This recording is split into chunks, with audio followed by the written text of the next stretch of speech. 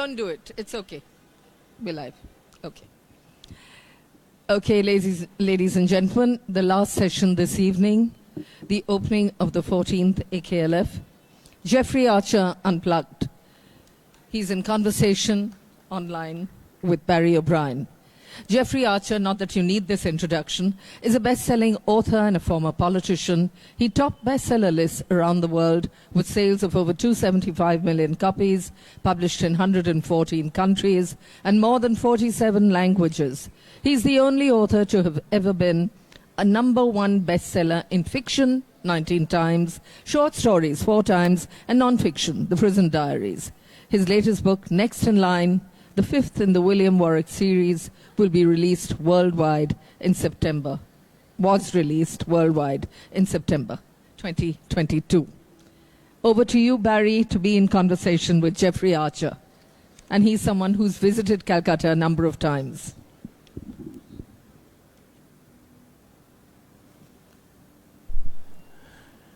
Good evening, sir, Lord Jeffery Archer. It's afternoon there, I think. But ladies and gentlemen, it is a matter of honor for me to speak to a first among equals. And as the crow flies, we are some 5,000 miles apart. I have a quiver full of friendly questions, not arrows. But to cut a long story short, let us say a warm hello and welcome to a storyteller extraordinaire, perhaps the greatest of all time, prolific, passionate, perky, and a perfectionist. We'll get to know whether he's going to tell us a few of his best-kept secrets, but only time will tell. Cometh the hour, ladies and gentlemen, cometh the man. The man has come, not to us in person, but right there on the screen. This was a man.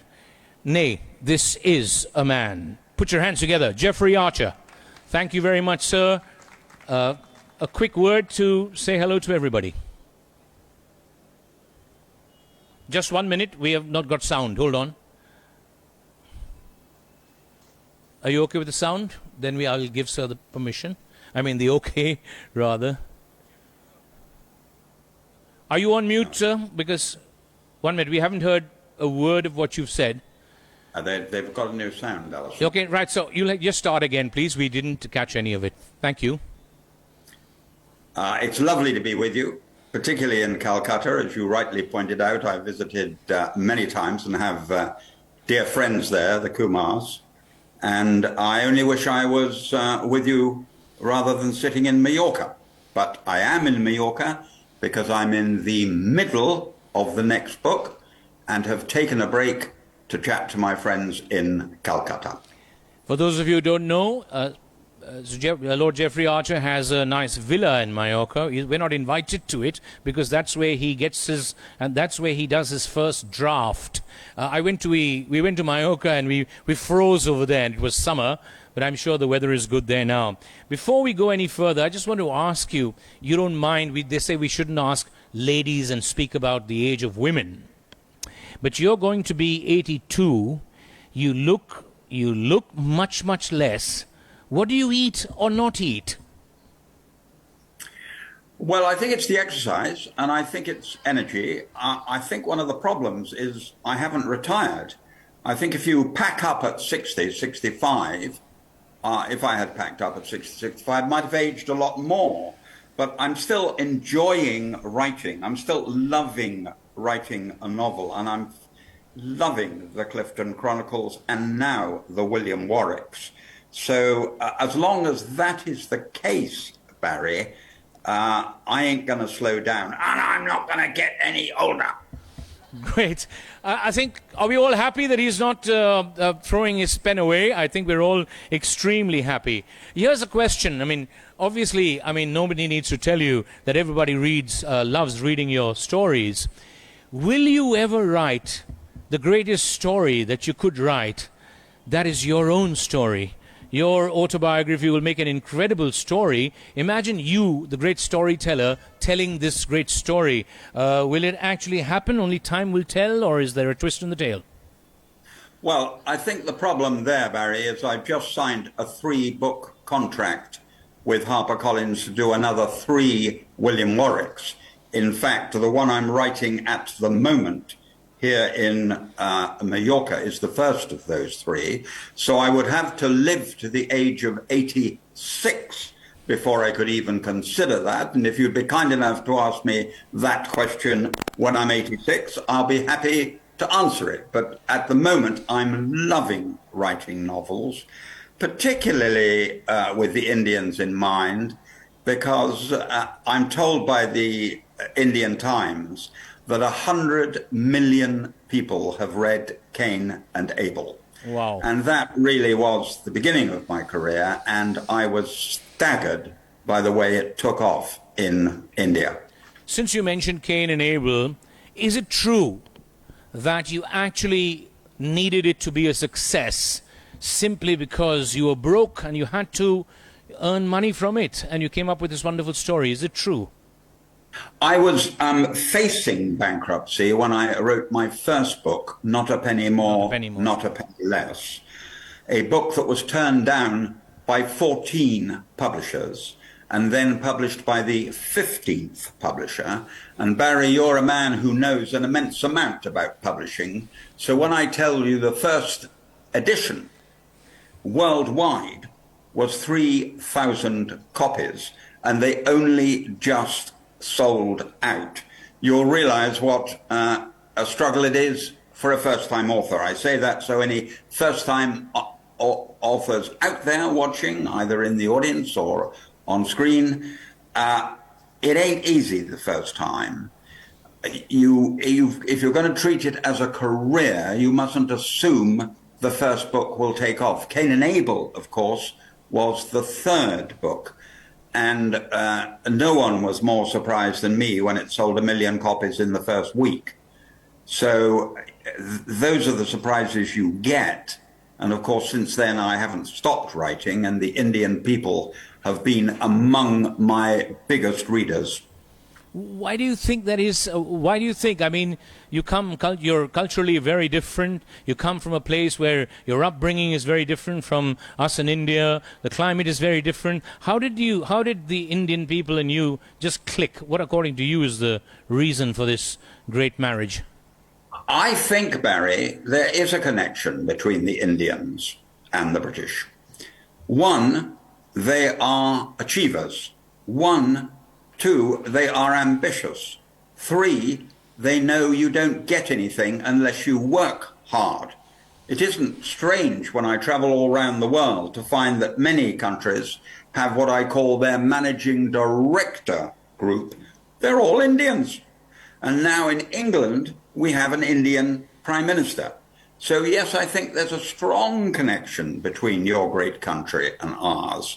And I think there's not only a strong affiliation, but I think many of the characteristics, particularly people who wish to attain, who wish to achieve, find when they read my books, they write to me, all those wonderful letters I get, they write saying they've been inspired to believe they can do it. I don't get that from other nations, but I get it from India. Since you mentioned the Prime Minister, if you don't mind, just for me to slip this in, what do you think of him? What do you think of your current Prime Minister? Obviously, and it's clear to see for everybody, a thoroughly decent man. He's very well educated and very, very good when he was Chancellor of the Exchequer. We're yet to judge him as Prime Minister. He's only had the job for a few weeks, and it would be unfair to make a judgment after this short period. We face an election in about 2 years' time, and I'm bound to say, as the Conservative Party has been in power for 12 years and will have been in power for 14 by the time that election comes, he's certainly on an uphill challenge. You were the deputy leader of your party. You're a member of, you were a peer. You were very involved in the parliamentary system.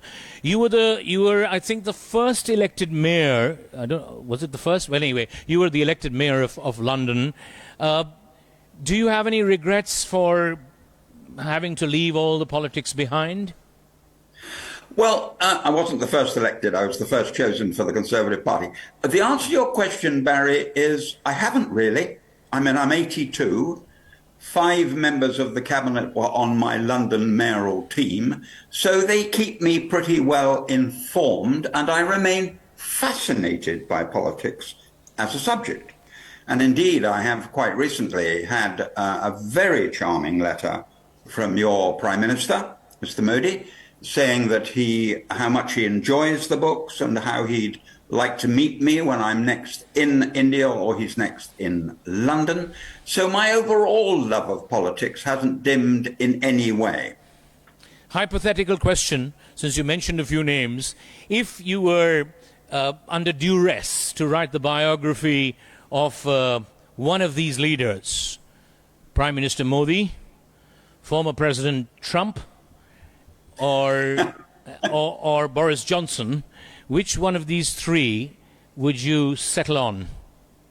Well, I would never do any of the 3, but, Barry, to answer your question, Boris would clearly make the better subject because he is a great character. So he loans himself to being a big figure. But I'm not writing any biographies. Okay, thank goodness for that. I just want to ask you the last slightly political question. Not political, but we are fascinated. We Calcuttans are fascinated by London, actually. Many of us, including us politicians and our leaders. So we have a good mayor. What advice would you, as an ex-mayor of London, give the mayor of Calcutta, since you've been to Calcutta so many times? Well, every city differs so greatly. And the problems in Calcutta will not be the same as the problems in London. At the moment, London is facing a lot of knife crime and a lot of drugs problems, and any new mayor would have to get to grips with that. On top of it, at a more domestic level, we are now the second city in the world for congestion. So that's become a massive problem. I mean, that's what's exciting about politics, Barry. You go into it because you want to sort out problems. You never succeed. Everybody grumbles. Everybody can do it better than you can. But at least you have a go. And currently, politics, I think, has become a very unattractive profession. And so I admire young men and young women who have the courage to still want to serve their country. Coming to your books, back to your books, how do you react when somebody says, I found the Clifton Chronicles far more exciting or readable or Jeffery Archer than the Warwick detective series? Well, the figures don't show that, Barry. The figures are pretty well equal, and the critics' ratings are pretty well equal. So I'm happy to say that hasn't happened. There are people who are devoted to the Clifton Chronicles. The Germans, for example, had 3 of the Clifton Chronicles in the top 15 at the same time. And they haven't, to pick up your suggestion, they haven't fallen or like the Warwicks as much. But the Australians have just sent the Warwicks, the latest Warwick, to number 1. So it differs all over the world, Barry. If you could invite only one of them for dinner, who would you invite, Warwick or Clifton? I think Warwick, because he's based on someone I know, a detective chief superintendent who had to retire from the force when he was in charge of the Metropolitan Police's murder squad. But sadly, he had a mental breakdown. This is John Sutherland, who's my chief researcher. He had a mental breakdown and left the police. And I asked him if he'd be kind enough to advise me on the Warwick books so that I didn't make silly mistakes. So I think William Warwick is every bit. I think both of them are interesting men, Harry Clifton and William Warwick. I like big characters in my books, and that's, I suppose, part of the reason people read them. Most of the people I speak to, or I've spoken to over the last 10 or 15 years, are very clear that they prefer your short stories. Does that make you feel? They prefer your short stories? How does that make you feel? Well, if I look at Indian writers, I would have to say to you, I'm very flattered by that, because I think R.K. Narayan is arguably the best short storyteller I've ever read. I think he's up there with Maupassant and O. Henry.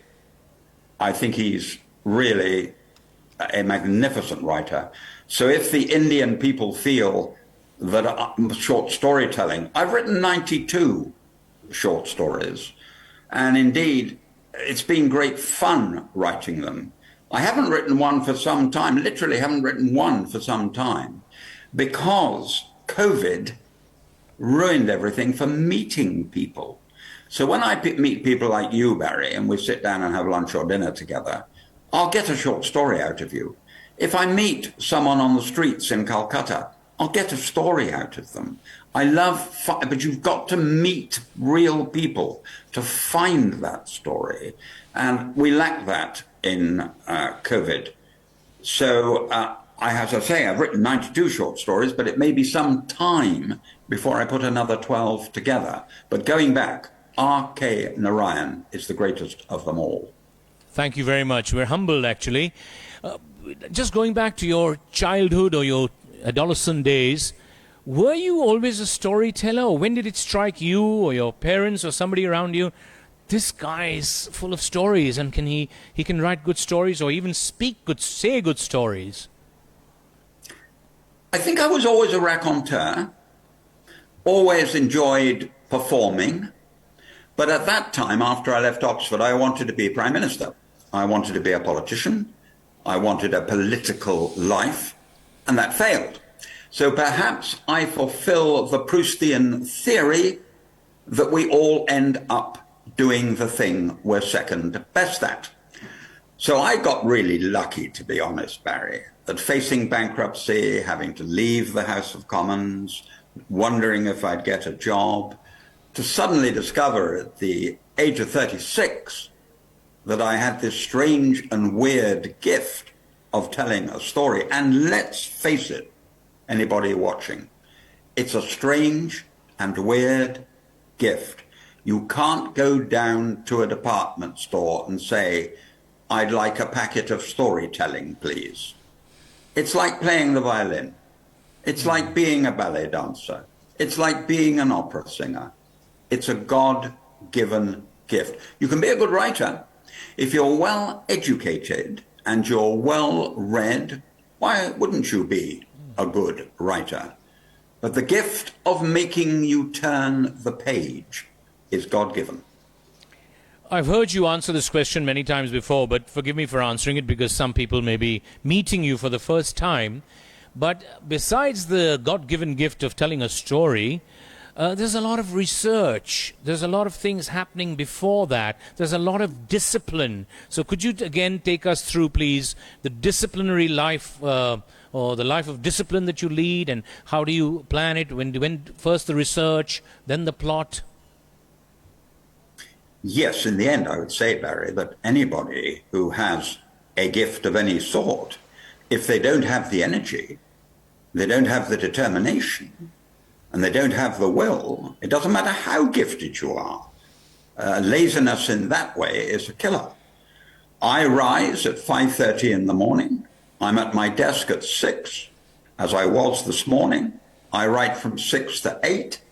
I take a 2-hour break. I write from 10 until 12. I take a 2-hour break. I write from 2 until 4. I take a 2-hour break. And the last session of the day is 6 until 8. I will go to bed about 9:30, quarter to 10, up again at 5:30. And the first draft, which I'm literally in the middle of now, I'm on chapter 15, will take 6 weeks, about 320 hours. I then take a break and go back.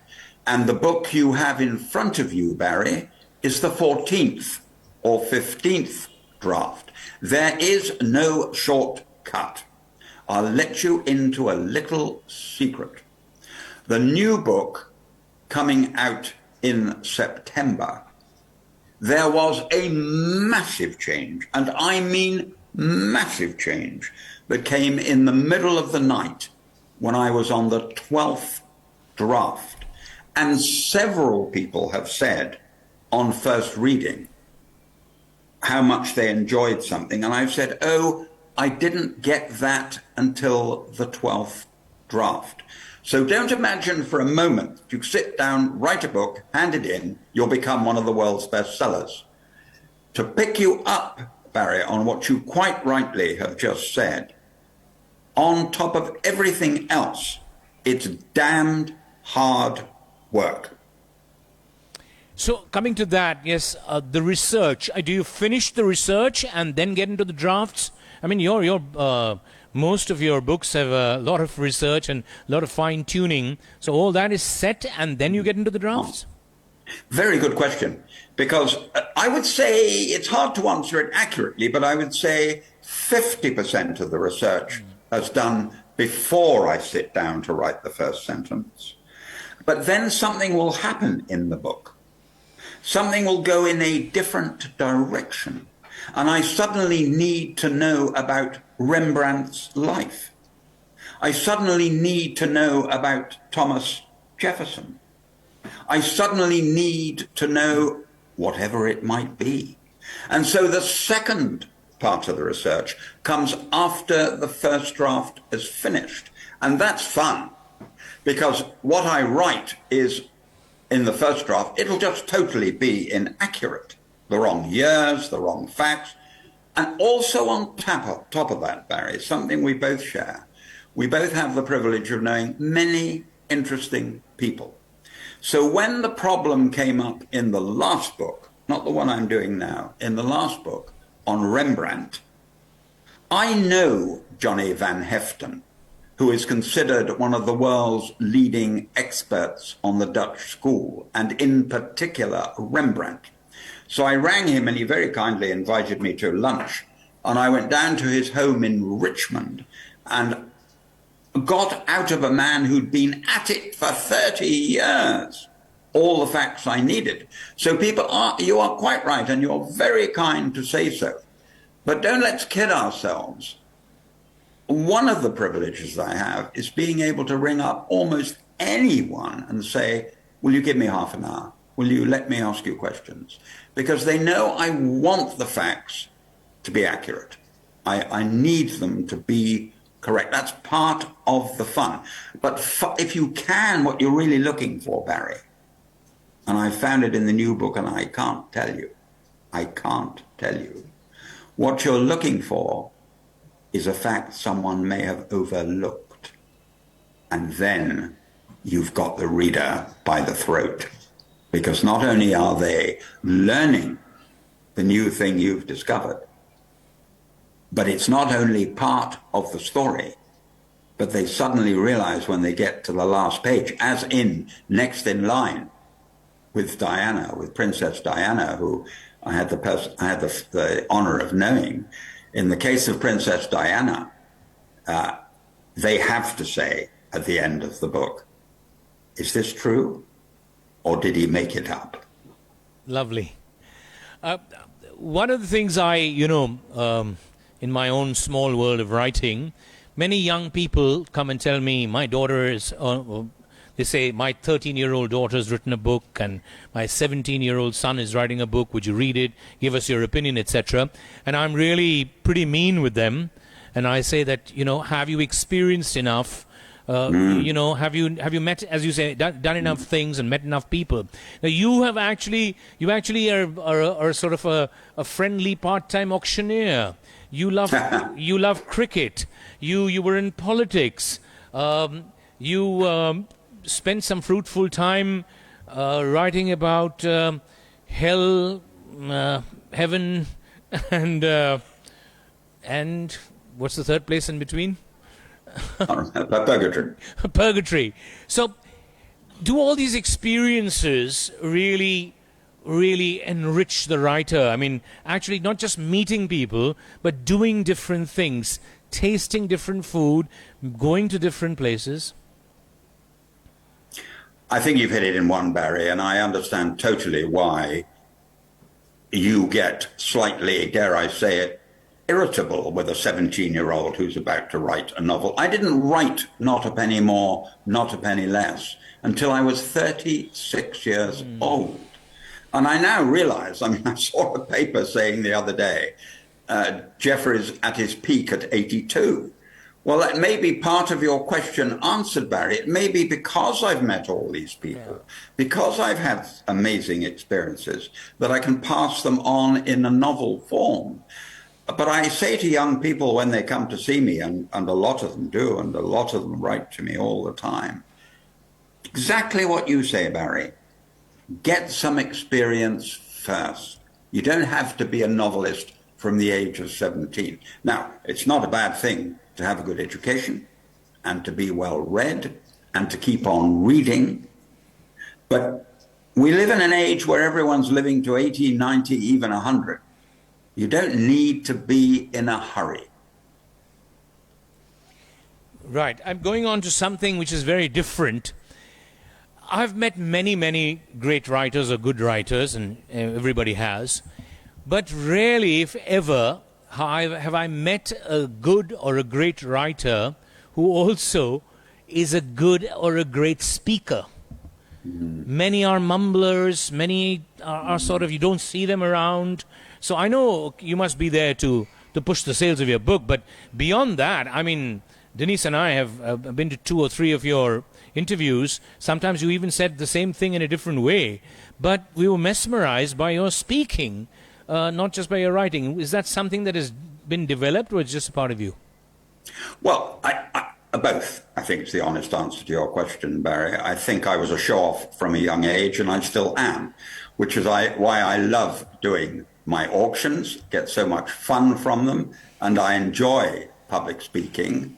And it's very kind of you to say that. But the truth is, I enjoy it. I go up. People ask me to do an auction. I had one today from Gloria Hunniford wanting me to do one for her cancer charity. And I said yes straight away because I love it. And I do 3 Indian auctions every year for Ninesh Desai. And I do love the way the Indians run everything.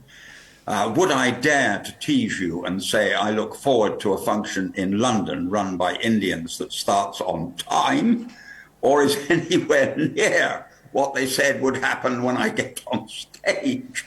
But I go on doing it because I love the Indian people and always will. I have had the privilege of knowing so many of your great cricketers who I've done speeches for, recently for Ravi Shastri, and for Kohli. I've done speeches in London, and I've done speeches in India for VVS Laxman and Rahul Dravid. I just think they're wonderful, and I think I love cricket, and India has brought so much happiness to my life. Lovely to see Kohli scoring a century yesterday, or was it the day before? Because we've waited for a century for him from a bit of time at the moment. He's had a rather fallow period, but he's unquestionably one of the greatest batsmen that's ever lived. And I look back on my Indian cricket friends. It began with the Nawab of Patodi at Oxford. What a gentleman and what a lovely, lovely human being. And I got so many favorites, but I think Sunil Gavaskar, again, such a lovely, decent human being. He epitomizes what I believe cricket really is. But for me, the great moment, dare one come off, the great moment for me was India versus Australia, when Rahul Dravid and VVS Laxman, with absolutely no hope of saving the Indians, batted all day, freaked the Australians, and won the match. So I'm a person who loves other people playing as much as my own country. Well, I was fortunate enough to watch watch the whole day, that day when they were batting. But on cricket, so what they call nowadays in interviews, a couple of rapid-fire questions. Tendulkar or Bradman? You can't compare them for 2 reasons. One, they were the greatest of their generation, on different pitches, with different bats and with different balls. If I wanted someone to make a century for me at a test match, I'd pick Sachin Tendulkar. If I wanted someone to survive forever and save the day, I'd pick Donald Bradman. So didn't I get out of that one cleverly, Barry? You did, as some characters in your books very subtly sit on the fence.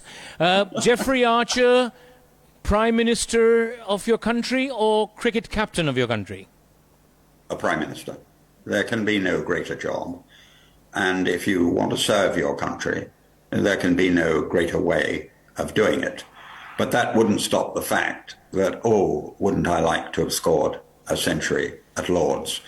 And it's one of the great disappointments that I was at the ground when Sachin Tendulkar scored 86 and was given out when he wasn't out. We now know, because we didn't have VRA in those days, we now know he wasn't out. And he's never scored a century at Lord's. Frankly, he was robbed.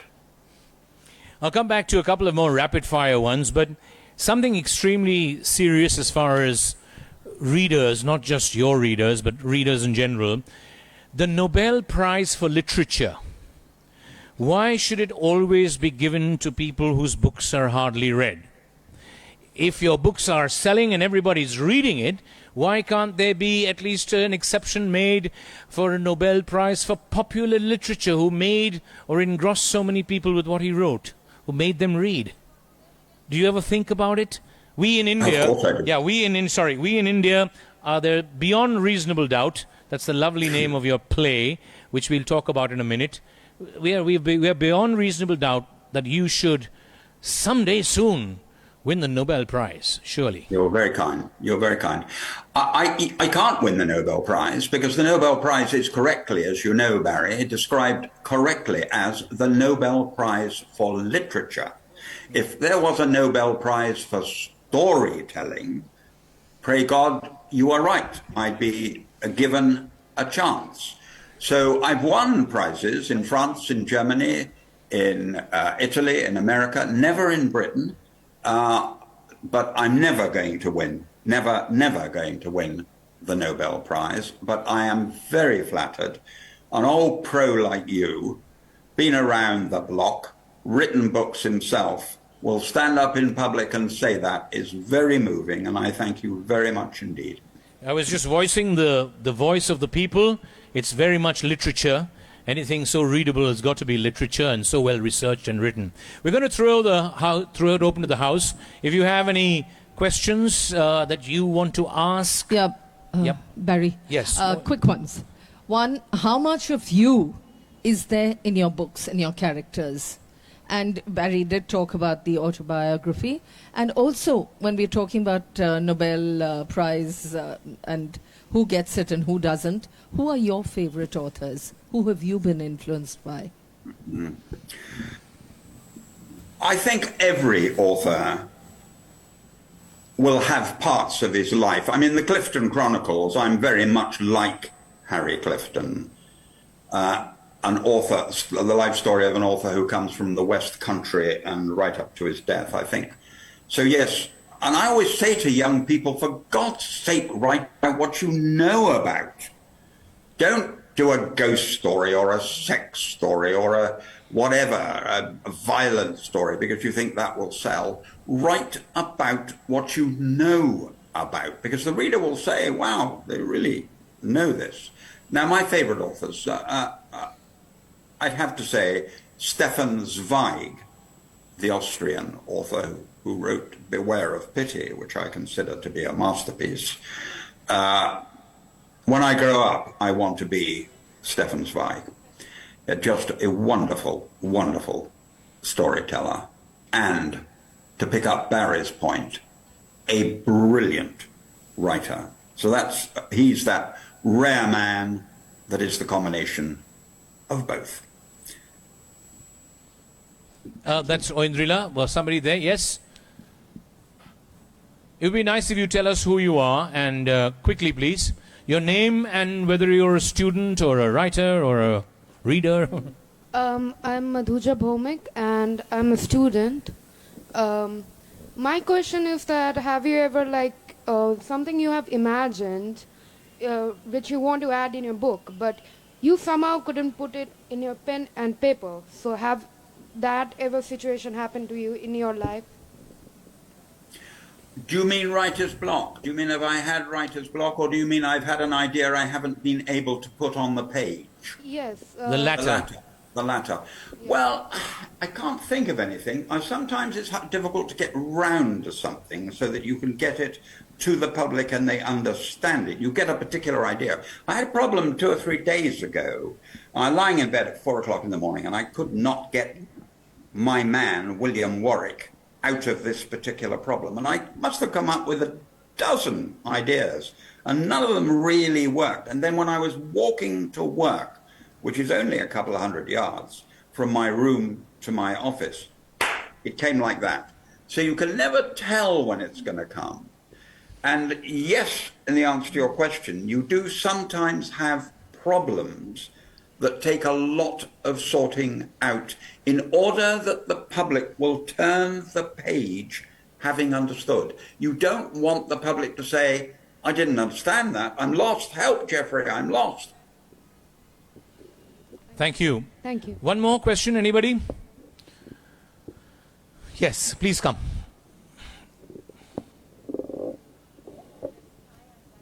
No, get them, one sec. The microphone on, please.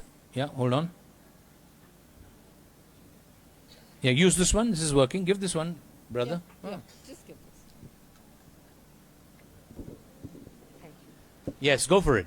Jeffrey, hi, I'm Bachi Karkaria. Just turn the mic, please. I'm Yeah. Bachi Karkaria. I'm a journalist. And my question is that, you spoke about this really punishing schedule that you give yourself every day with just these 2-hour breaks. But don't you get tempted to kind of stop? Don't you get writer's block in the middle and you do nothing during the time that you're writing a book? Because clearly you don't seem to have time to do anything during that time. I've never had writer's block as such, because I'm normally thinking 2 days ahead where I'm going. I did have one big problem with As the Crow Flies. I got my man, Charlie Trumper, flying to Australia, and I got him to the front door of the house where he was going to get the answer because the lady was in a care home. And I wrote that day, he opens the door and the matron comes up and says, I've come to see Mrs. X, because he knows Mrs. X can solve the problem for him. And she says, he's died. She's died. Now, I went to bed that night thinking, that's clever, Jeffrey. How are you going to get out of that one? And it did take me 4 days to find a solution. And in the end, of course, it was very simple, the solution. Go for the simple one, always. So writer's block, no, but get yourself into a pickle. Now, I had the privilege as a young man, and Barry will have heard of the great Colleen Smith, the great American who edited J.D. Salinger. I had the honor of Cain and Abel of being edited by Colleen Smith. And I asked him about the problem, and he said, Jeffrey, if you've got a problem, make it even harder. The reader will love the way you get out of it. Don't look for an easy solution like suddenly they opened the door, she was alive, she answered the question, he went home. That is not the answer. The fact that you wrote she died and set yourself the problem is exactly what the reader wants. And looking back on that great man, looking back on Colleen Smith and all the advice he gave me, that was probably the greatest piece of advice he ever gave me. If it's difficult, Jeffrey, the public will enjoy you sorting it out. Thank you very much. The lady who asked you the question, she writes and does many things. So hence the question. We wish her luck. Any more questions? No? We just want to say that I never imagined that a chat between two people 5,000 miles away from each other could be so interesting. I mean, I was planning to just go through the motions, actually, but I just Did we feel his presence here? We just felt your presence here, and it's to it's to do with how you project your voice, how you project your thoughts. So thank you very, very much. May you continue to write till 86 and beyond. And we in Calcutta or Kolkata and in India, not because we listen to everything that the British tell us, not anymore, that stopped long ago, but because, and we don't feel shy to beat you in cricket, but because we know that you are a person who can tell a story, original story, and originally said by you. Thank you very much. God bless you with good health, many more stories. Now you can meet many people and get a story out of everyone you meet. And I'm going to, Denise, my wife and I, we spend a lot of time in your country because our daughter and son-in-law live in London.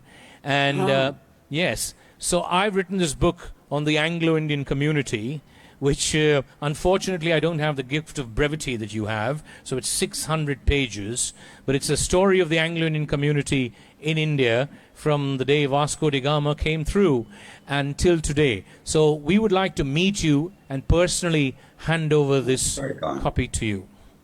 That's very kind, Barry, and can I thank you for the privilege you've given me in conducting this interview in such a professional way. And when you're in London, please come and say hello and let me have your book. I'd like that immensely. And can I end by once again thanking all those people in Calcutta who have been so kind to me over the years. It's a real privilege. And don't kid yourself otherwise. Any author alive is privileged to have people reading them. Thank you very much. Thank you very much. Over to Indrila. Thank you so much, Lord Archer. And thank you, Barry, for making that such a fascinating session. Listening to Lord Archer anytime is an experience that you don't want to miss. And I think that was a really wonderful way to end this opening session, opening day of AKLF edition 14. We're going to see you hopefully tomorrow morning at 10. I don't know who fixes times like that. Directors of festivals sitting here like Anjum. The session is past, present and future. Please do come. Lots of you who get up early, please do come right here tomorrow morning. Thank you so much for being here. It's no point having these fascinating discussions if there's nobody in the audience. So thank you, all of you who've come and stayed. And we hope to see you again right through the festival. Thank you. Good night.